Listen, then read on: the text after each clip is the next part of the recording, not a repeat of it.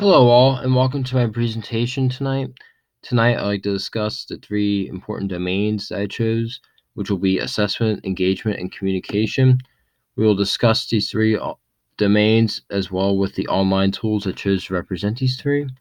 So the three online tools I chose will be EduBlog, PollEverywhere, and screencast-o-matic. Throughout this presentation, we will discuss properties of these three online tools, as well with some of the pros and cons in using them in a classroom community. So let's get started by discussing why is communication so important. Communication is important for several reasons, not just in the classroom, but outside the classroom as well. If you're talking to your peers, or even if you have a job or a business meeting, it's vital to have communication skills from the start. And so I believe it's important to establish these communication skills in the students. And an online tool like EduBlog is a great place to start. So with a tool like EduBlog, its purpose is to help the involved in education learn about publishing online and using technology in the classroom. If you go to our website, you'll find this on there, and it's very accessible, meaning that all students or anyone has to do is just type it in on Google. You log on to EduBlog, you find your community classroom, which we'll see in a couple minutes, and you're on your way. Okay, so further uses. So EduBlog is an online space, like I mentioned, where students can post their ideas and many other things, which are important to learning and the classroom. And the activities or the ideas they're involved with, they usually coincide with teacher prompts, similar to how we see on Canvas, or even just questions the teacher has. Students can reply to other students, again, similar to how we do on Canvas. Students can reply to a certain reading or a task that the teacher posts. And students can also watch a lesson or a video. So if a teacher posts a certain lesson or video for the class to watch, they can watch it at their own will, or they even have any questions. Like I mentioned right here, if they have a question about the assignment, they can post it so the teacher can see it. So this is a post I made on EduBlog a couple weeks ago, just saying that, hey, hopefully everyone found their way on the EduBlog and check out this page at some point if you haven't. And that the assignments for week 1 have been posted in case anyone wants to get ahead. So I did not mean to do that. So go to the link down here. I have it open just in case. Here's the same announcement I posted on the previous slide. But we'll go to the page. The students could see it. They can also see any previous announcements I would make. Also, any future announcements would be right here, along with any future assignments I would post would be up here. So now we move on with further properties of EduBlog. So like I mentioned before, it's very similar to other online community places. One of the more common ones I mentioned already is Canvas, with the blogging structure and the student environment. Other sites include Teacher Today and Digo. We've seen these in previous presentations with the teacher explaining online tools or online communities that teachers can use, and that these are great ones to use. If you haven't checked them out already, I would. All these spaces, I believe, have a common goal as to establish an online culture between the students and the teacher, which is kind of obvious if you log on to any one of these websites. You can get the feeling after using it for a little bit that you've established an online culture or an online comfortability between each other, which is kind of nice. It's actually very nice. Continuing on with EduBlog, it offers a few different tools to help different learners. So the different tools could be a teacher can insert an audio link from outside sources. So for instance, like Audacity, or there's a video that's all audio. A teacher can import it from a different site for students to listen to. There's also text enhancing options, which we'll see on the next slide. So this is the same announcement I made 2 slides ago.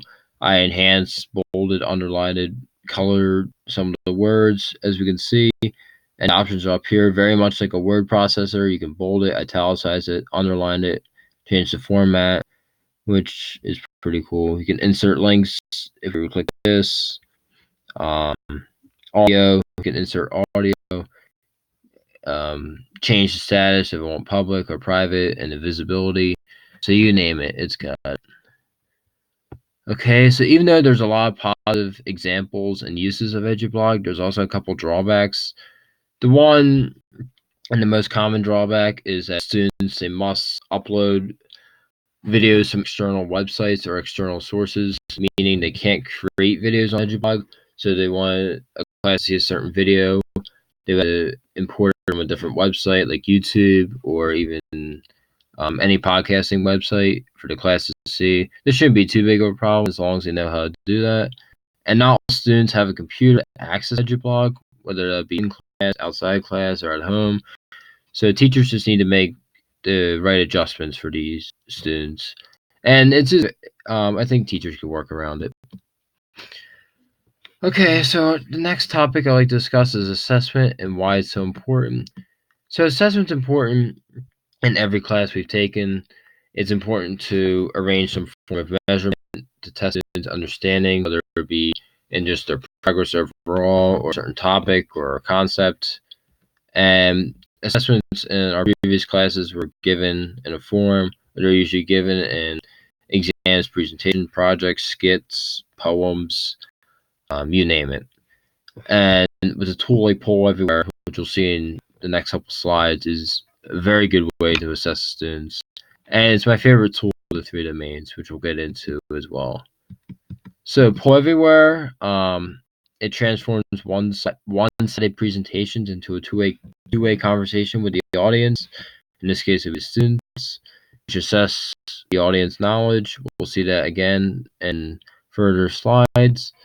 And before we get into the meat and potatoes of Poll Everywhere and similar other online sites such as Kahoot, if you've seen that, it's really fun. I would, if you get a chance to after this presentation.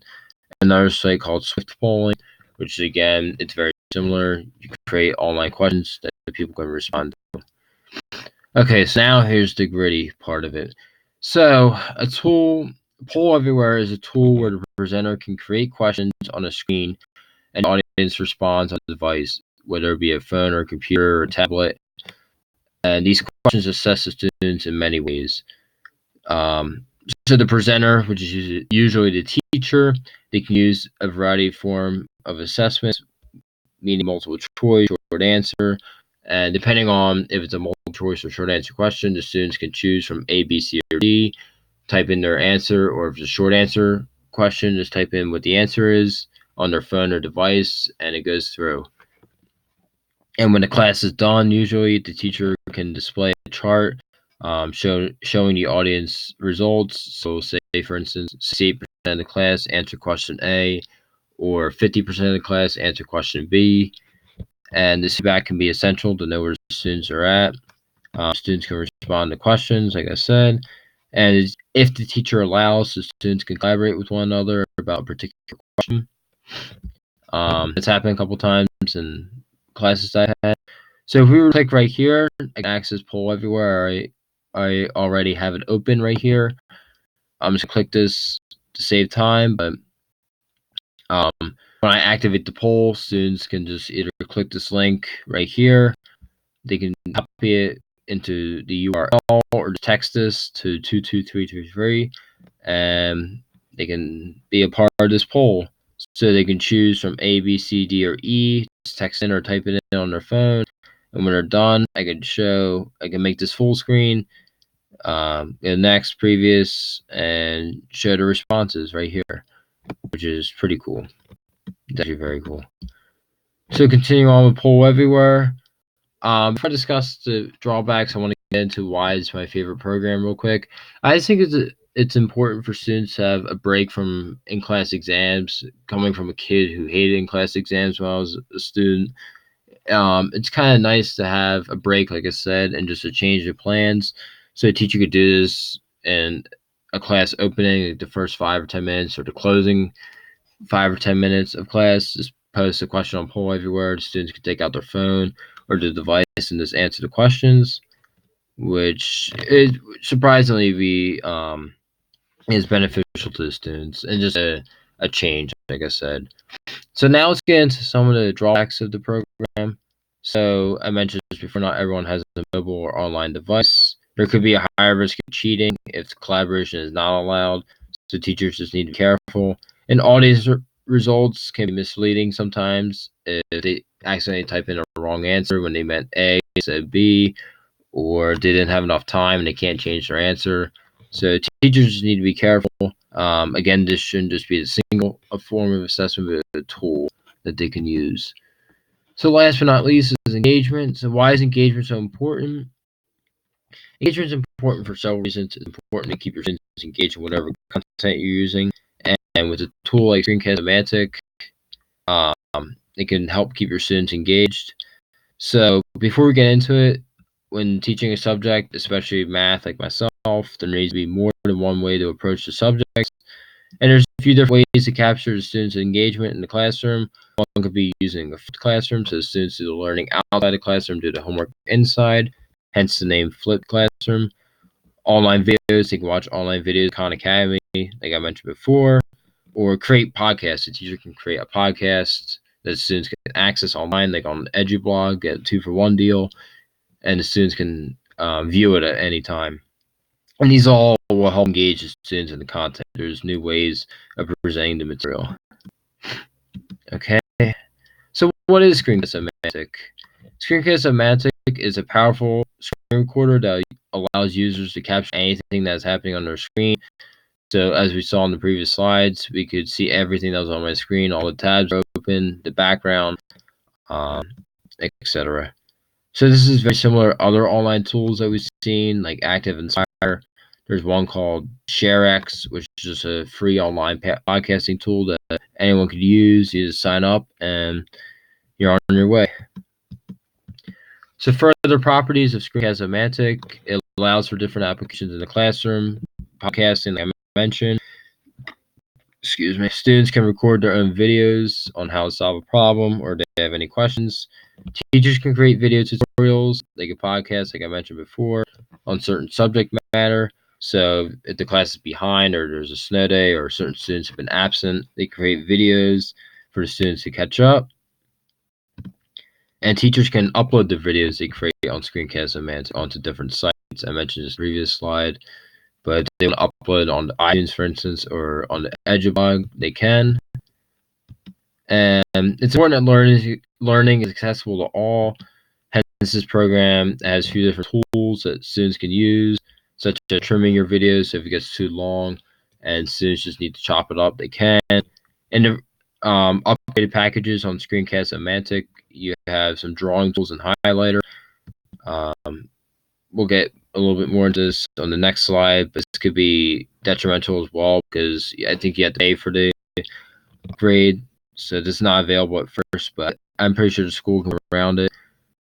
Audio system, again, you can hear your voice. You can replay the audio so certain students can hear it.